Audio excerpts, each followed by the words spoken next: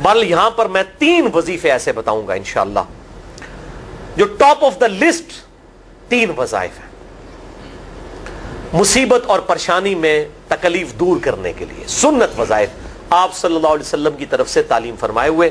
ان میں سے پہلا وظیفہ یہی جس کا قرآن میں بھی ذکر آ گیا کہ جو ان الفاظ کے ساتھ ہمیں پکارے گا، اللہ تعالیٰ فرماتا ہے کذالک ننجی المؤمنین، ہم اہل ایمان کو بھی نجات دیں گے اس طریقے سے، صرف یونس کو نہیں، اہل ایمان کو بھی. چنانچہ اسی کانٹیکسٹ میں پہلا وظیفہ ہے یہ لا الہ الا انت سبحانک انی کنت من الظالمین کا. لیکن اس سے پہلے میں ایک امپورٹنٹ بات کروں دعا کے حوالے سے کہ دعا کی قبولیت کا ایک پروٹوکول بھی ہے. ویسے تو آپ مسئلہ 82 دیکھیں گے، اس میں نے اور باتیں بھی کی ہیں، ٹاپک دوسری طرف چلا جائے گا، لیکن انصاف ہے کہ میں اس چیز کو بھی ایڈریس کروں. جامعہ ترمذی میں صحیح سند کے ساتھ یہ حدیث موجود ہے، انٹرنیشنل نمبر کے مطابق 593 نمبر حدیث ہے، اور یہ حدیث مشکات میں آپ کو پہلی جلد میں درود شریف والے چیپٹر میں بھی مل جائے گی. اور مشکات کو میں نے ڈکلیئر کیا ہے مشکات از دا انسائکلوپیڈیا آف حدیث، یعنی آپ کو جتنی حدیثیں سکیٹرڈ فارم میں ملیں گی کتب ستہ اور اس سے بھی باہر 13 کتابوں میں، مشکات میں آپ کو مل جائیں گی. میں نے اسی لیے مشکات پہ پورا لیکچر ریکارڈ کروا دیا ہے، مسئلہ نمبر 111B کے عنوان سے مشکات المصابیح کا مکمل تعارف، وہ ضرور دیکھیں. یعنی مشکات 3 جلدوں میں آپ لے لیں تو انسائکلوپیڈیا آف حدیث آپ کے پاس آ گیا. 6294 احادیث ہیں، اور اس میں چونکہ احادیث کی تکرار نہیں ہے تو کتب ستہ اس کے علاوہ بھی 12-13 کتابیں جو ہیں اس میں کور ہیں، اس میں بھی یہ حدیث موجود ہے. جامعہ ترمذی میں انٹرنیشنل نمبر کے مطابق 593 نمبر. سیدنا عبداللہ ابن مسعود رضی اللہ تعالیٰ عنہ کہتے ہیں کہ ایک دفعہ میں آپ صلی اللہ علیہ وسلم کی موجودگی میں نماز پڑھ رہا تھا، اور سیدنا ابو بکر اور عمر رضی اللہ تعالی عنہما وعلیہم السلام وہ بھی وہاں پہ موجود تھے. میں نماز کے جب یعنی کہ تشہد میں بیٹھا، میں نے اللہ کی حمد کی، التحیات للہ والصلوات والطیبات، اس کے بعد درود پڑھا، اور اس کے بعد میں نے دعا مانگنا شروع کی تو آپ صلی اللہ علیہ وسلم نے ارشاد فرمایا سل تعطا سل تعطا، مانگ تجھے دیا جائے گا، مانگ تجھے دیا جائے گا. یعنی جو درود شریف اور ذکر کے ذریعے متوجہ ہوتا ہے اللہ تعالیٰ اس کی دعا قبول کرتا ہے. اور پھر ابن مسعود ادھر ہی روایت کرتے ہیں، ساتھ ہی جامعہ ترمذی میں دوسری حدیث ہے صحیح سند کے ساتھ کہ ایک شخص آیا، اس نے جو ہے وہ نماز کے دوران حمد و درود کے بغیر ڈائریکٹ اللہ سے مانگنا شروع کر دیا. تو جب وہ فارغ ہوا آپ صلی اللہ علیہ وسلم نے اسے بلا کر کہا کہ سائل تو نے مانگنے میں جلدی کی، تجھے چاہیے کہ جب دعا مانگنے لگے پہلے اللہ کی حمد بیان کر، پھر مجھ پر درود پڑھ، اور پھر اللہ کی طرف متوجہ ہو. اور اس حدیث میں آتا ہے کہ ایک اور شخص آیا، یعنی ابن مسعود وہ خود تھے، اور اس نے اللہ کی حمد اور درود کے ذریعے دعا مانگی تو آپ صلی اللہ علیہ وسلم فرمایا سل تعطا سل تعطا، مانگ تجھے دیا جائے گا، مانگ تجھے دیا جائے گا. درود شریف پہ میں الگ سے بھی لیکچر دے چکا ہوں، مسئلہ نمبر 56 کے عنوان سے 2 گھنٹے کی گفتگو ہے. درود شریف کے صحیح فضائل اور صحیح احکام و مسائل بڑی ڈیٹیل کے ساتھ ہر اینگل سے درود شریف کے حوالے سے آپ کو وہ سمجھ لیں کہ انسائکلوپیڈیا ہے وہ لیکچر، مسئلہ نمبر 56 اہل سنت پاک.com پہ. تو دعا کے لیے حمد اور درود شریف ضروری. اس لیے دیکھیں نماز کی انٹلیکچوئل ترتیب ہے، آپ پہلے دعا کرتے ہیں التحیات للہ والصلوات والطیبات، اللہ کی حمد کرتے ہیں، پھر نبی صلی اللہ علیہ وسلم پر سلام عرض کرتے ہیں السلام علیکہ ایھا النبی، اس کے بعد آپ درود پڑھتے ہیں، اور اینڈ پہ آپ دعا مانگتے ہیں اللہم انی اعوذ بک من عذاب جہنم ومن عذاب القبر ومن فتنة المحیا والممات ومن شر فتنة المسیح الدجال، یا اللہم ربنا آتنا فی الدنیا حسنة وفی الآخرة حسنة وقنا عذاب النار، یا رب اجعلنی مقیم الصلاة ومن ذریتی ربنا وتقبل دعائی ربنا اغفر لی ولوالدی وللمؤمنین یوم یقوم الحساب. کوئی بھی دعائیں مانگیں، یہ بھی مانگیں جو میں وظائف بتا رہا ہوں، کیونکہ بخاری اور مسلم کی متفق علیہ حدیث ہے. مشکات میں آپ کو تشہد والے چیپٹر میں حدیث مل جائے گی کہ نماز میں تشہد میں درود کے بعد جو چاہو اپنے رب سے مانگو، یعنی عربی میں مانگنا ہوگا، دعائیں مانگے، دعائیں معصورہ کتاب و سنت میں جتنی ہیں وہ مانگے، اس کے علاوہ بھی مانگ سکتے ہیں اگر الفاظ درست ہوں لیکن عربی زبان میں. تو یہ پہلا وظیفہ جامعہ ترمذی میں انٹرنیشنل نمبر کے مطابق 3505، مشکات میں 2292 نمبر یہ حدیث ہے، اور قرآن حکیم میں تو ہم پڑھ چکے ہیں سورۃ الانبیاء آیت نمبر 87 اور 88 میں آپ صلی اللہ علیہ وسلم نے ارشاد فرمایا کہ یونس علیہ السلام نے مچھلی کے پیٹ میں اپنے رب کو ان الفاظ کے ساتھ پکارا تھا لا الہ الا انت سبحانک انی کنت من الظالمین اور پھر آپ صلی اللہ علیہ وسلم نے فرمایا کہ جو کوئی شخص اپنے کسی بھی معاملے میں کسی بھی پریشانی میں اس دعا کے ذریعے اللہ کی طرف متوجہ ہو, اللہ تعالیٰ اس کی دعا کو قبول فرما لیتا ہے. اور قرآن میں بھی آ گیا نا کذالک ننجی المؤمنین. اور کتنا بڑا فتویٰ آیا میرے بھائیوں, سورہ الصافات 143 144, فلولا انہ کان من المسبحین, اگر یونس ہمیں ان الفاظ میں ہماری تسبیح نہ کرتا, للبث فی بطنہ الی یوم یبعثون, تو مچھلی کے پیٹ میں قیامت تک مچھلی کے پیٹ میں رہتا اگر اس طرح نہ ہمیں پکارتا, اس کی قبر مچھلی کا پیٹ بن جاتی. یعنی یہ اتنا عطاب, اور وہ دور ہو گیا اس دعا سے, بہت بڑے اسماء اعظم میں سے ہے. تو یہ بہترین دعا, بہترین وظیفہ, اسماء اعظم میں سے بہترین چیز, اور سب سے بڑھ کر جو میں نے بات کی کہ بہترین استغفار, اللہ سے توبہ مانگنے کا بہترین ذریعہ. اور کس طریقے سے, اے اللہ تو پاک ہے نا, تجھ سے تو غلطی نہیں ہوگی, میں بندہ ہوں غلطی کروں گا, تو اللہ نے تو معاف کرنا ہے نا, کیونکہ جب بندے نے اپنی عاجزی کا اظہار کر لیا ہے اور اللہ تعالیٰ کو بتایا اللہ یہ تیری کوالٹی ہے, تو غلطی نہیں کرتا, تو میں تو انسان ہوں غلطی کروں گا. تو یہ ہے پہلا وظیفہ. دوسرا وظیفہ وہ بھی جامعہ ترمذی میں انٹرنیشنل نمبر کے مطابق 3524 نمبر حدیث ہے, لیکن ترمذی کا طریق جو ہے وہ ضعیف ہے. یہ میں پہلے بتا دوں, امام ترمذی نے ساتھ لکھا ہے یہ روایت کمزور ہے, لیکن ضروری نہیں ہوتی کہ روایت اگر ترمذی میں کمزور ہے تو کہیں اور وہ روایت صحیح نہیں موجود ہے. اس کی صحیح سند المستدرک للحاکم میں انٹرنیشنل نمبر کے مطابق 1862 نمبر موجود ہے, اور سنن نسائی الکبریٰ میں 10492 نمبر ہے, اور مشکات میں بھی 2454 نمبر حدیث ہے انٹرنیشنل نمبر کے مطابق. تو صحیح سند المستدرک للحاکم اور سنن نسائی الکبریٰ کے اندر موجود ہے.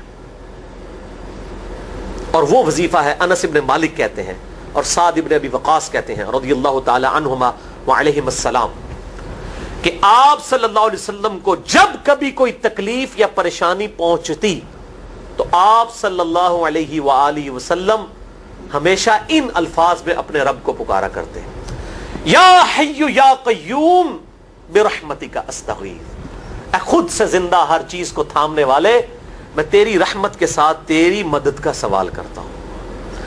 استغیث بولیں گے نا الف کے ساتھ حمزہ کے ساتھ, تو یہ سنگولر کا صیغہ ہوگا, اور اگر ہم بولیں گے نستغیث نون کے ساتھ تو یہ جمع کا صیغہ بن جائے گا. یہ میں اس لیے بتا رہا ہوں, لوگ پوچھ رہے ہوتے ہیں جی بعض جگہ لکھا ہوتا ہے جناب نستغیث, بعض جگہ لکھا ہوتا ہے استغیث, کیا کریے وہ نستغیث جمع کا صیغہ بنا لیا جاتا ہے.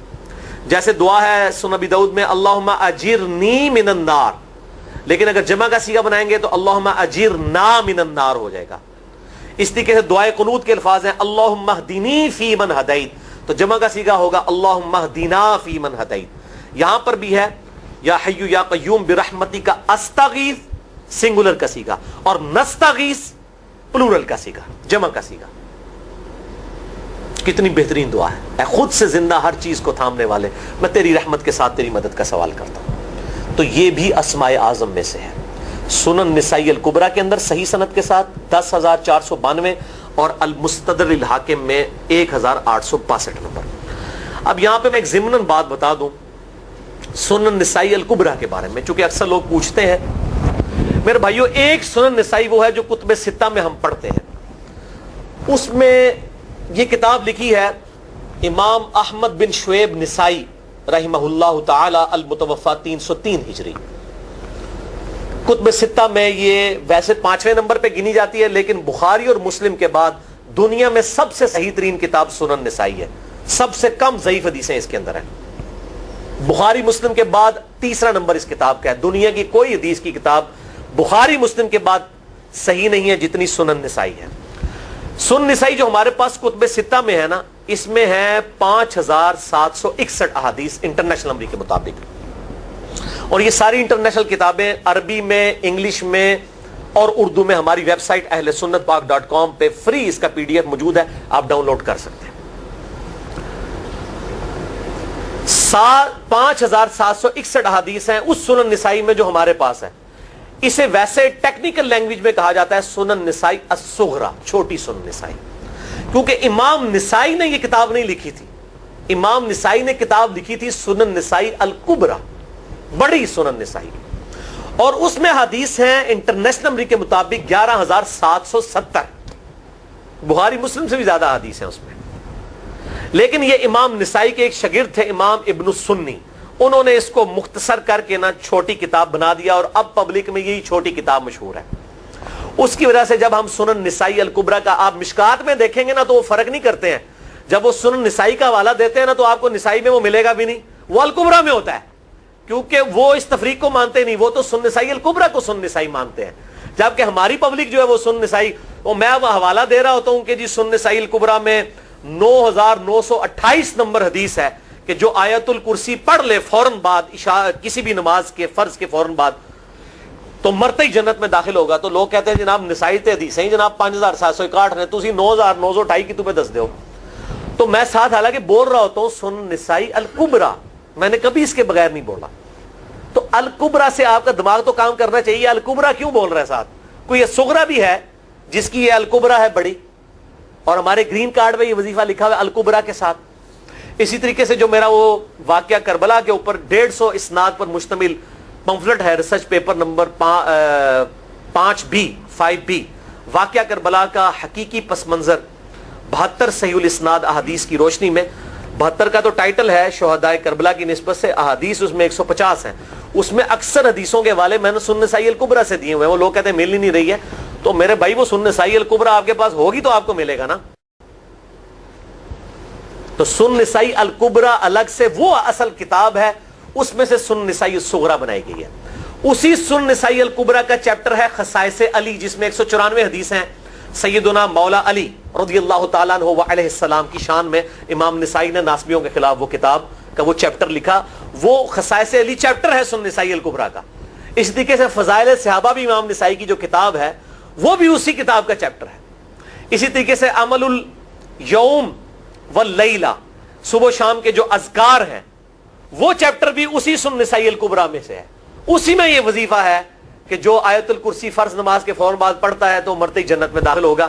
میں نے اس کتاب کے اس چیپٹر کا حوالہ نہیں دیا، وہ الگ سے بھی چیپٹر چھپا ہوا ہے، جس طرح خصائص علی الگ سے ہے، فضائل صحابہ الگ سے ہے. خصائص علی تو ہمیں ہماری ویب سائٹ پہ بھی موجود ہے اہل سنت پاک.com پہ.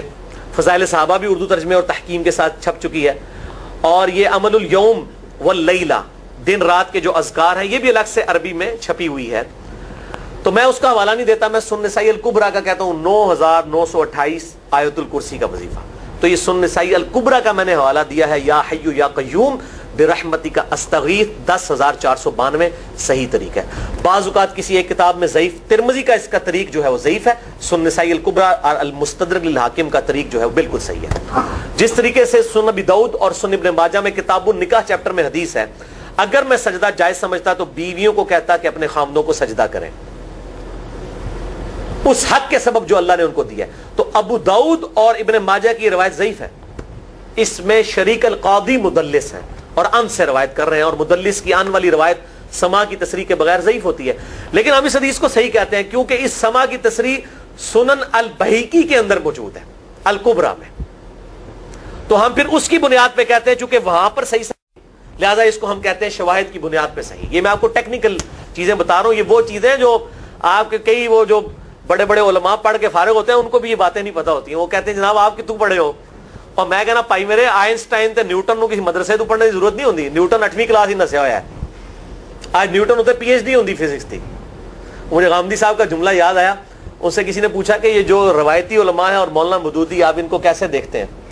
ان کا روایتی علماء جو ہیں یہ تو مدرسوں کے اسٹوڈنٹس اور فاروق تحصیل ڈگری ہولڈر ہیں، اور مودودی صاحب جو ہیں ان کی مثال تو آئنسٹائن اور نیوٹن والی ہے، ان کے اوپر PhDs ہوتی ہیں. گاڈ گفٹڈ صلاحیتیں ہوتی ہیں. ان مدرسوں کی آؤٹ پٹ مودودی صاحب اور ڈاکٹر اسرار، ڈاکٹر ذاکر نائک اور احمد دیدار صاحب تو نہیں ہو سکتے.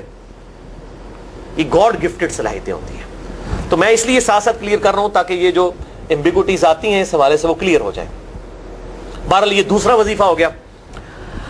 اب تیسرا وظیفہ جو ہے کمال وظیفہ، صحیح بخاری میں موجود ہے، انٹرنیشنل نمبر کے مطابق 4,563 نمبر.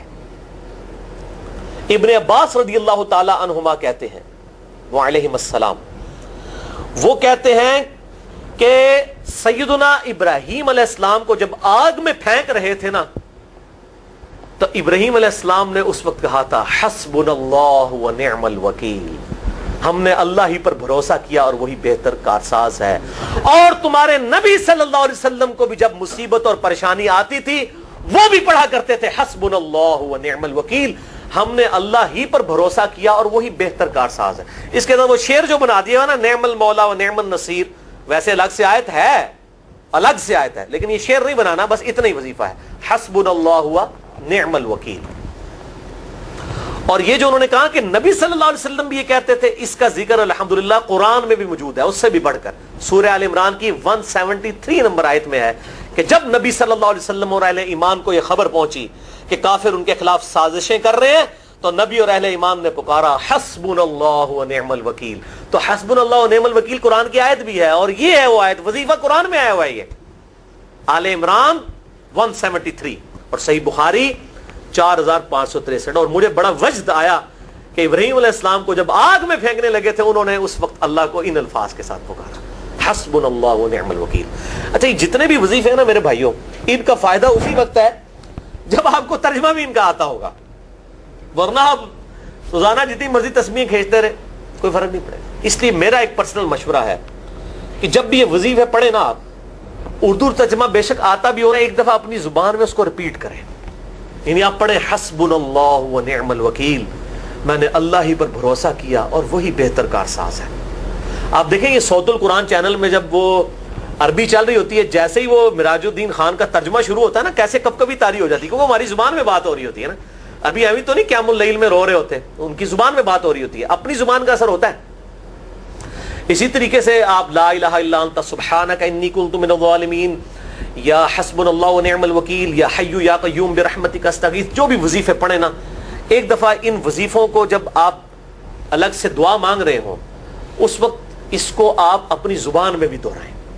اور اس کے لیے کوئی تسبیح نہیں کھینچنے کی ضرورت کہ آپ نے اتنے 100 دفعہ پڑھنا ہے. تسبیح تو ویسے ٹھیک ہے، وہ آپ استعمال کر سکتے ہیں، لیکن آپ چلتے پھرتے اٹھتے بیٹھتے ہر وقت جس حالت میں بھی، اور صحیح مسلم میں حدیث ہے کہ یہ جو وظائف ہیں ان کے لیے تو کوئی وضو بھی کیا، غسل بھی پروٹوکول نہیں ہے. اب عائشہ کہتی ہیں نبی صلی اللہ علیہ وسلم حالت جنابت میں بھی اللہ کو یاد کر لیا کرتے تھے. صحیح مسلم میں حدیث موجود ہے، جنابت والے چیپٹر میں ہر حال میں اللہ کو یاد کرتے تھے. اور جو قرآن میں بھی دعائیں یا اذکار آئی ہیں نا، جب آپ حالت جنابت میں بھی اس کو کریں گے نا تو اس پہ قرآن کا حکم نہیں لگے گا.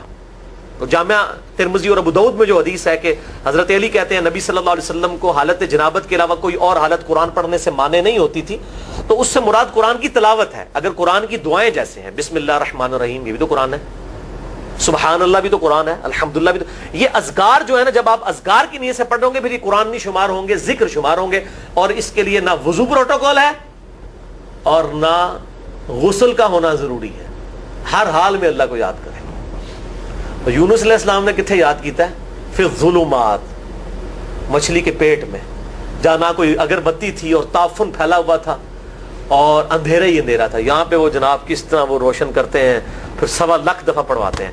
یعنی میں بتا رہا ہوں آدھا سچ بڑا خطرناک ہوتا ہے. یعنی آیت کریمہ کی اصلیت تو موجود ہے کتاب و سنت میں، لیکن آدھا جو سچ جھوٹ ساتھ ملا لیا نا اس کی وجہ سے سارا بیڑا غرق کر دیا ہوا. اور بجائے یہ کہ لوگوں کو یہ وظیفہ بتایا جائے کہ اٹھتے بیٹھتے چلتے پھرتے اللہ کو ان الفاظ میں یاد کریں، اس کو انہوں نے کوئی اور ہی رنگ دے دیا ہوا ہے اور اس کو 1.25 دفعہ ختم اور پتہ نہیں کیا کچھ بنا دیا ہوا ہے.